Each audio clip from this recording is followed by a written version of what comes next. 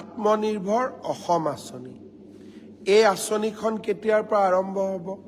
যাৰ জৰিয়তে ৭৫,০০০ যুৱকে ২ লাখ টকাকৈ আত্মসংস্থাপনৰ সুবিধা পাব আৰু প্ৰথম কিস্তিত ১ লাখ টকা লাভ কৰিব।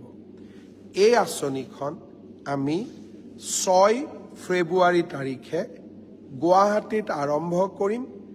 তাৰ পৰা আমি প্ৰত্যেকটো অঞ্চললৈ গৈ, অঞ্চল মানে ডিব্ৰুগড় তিনিচুকীয়া মিলি এটা জেগা, শিৱসাগৰ চৰাইদেউ যোৰহাট মিলি এখন সভা, ৬ ফেব্ৰুৱাৰীৰ পৰা এই পুঁজি আমি বিতৰণ আৰম্ভ কৰিম আৰু ১৫ ফেব্ৰুৱাৰী তাৰিখৰ ভিতৰত আমি সামৰণি মাৰিম।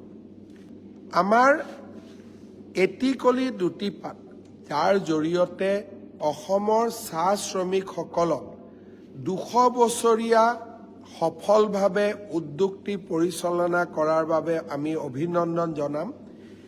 এই কাৰ্যসূচীটো আমি অহা ২৫ জানুৱাৰী তাৰিখৰ পৰা আৰম্ভ কৰিম।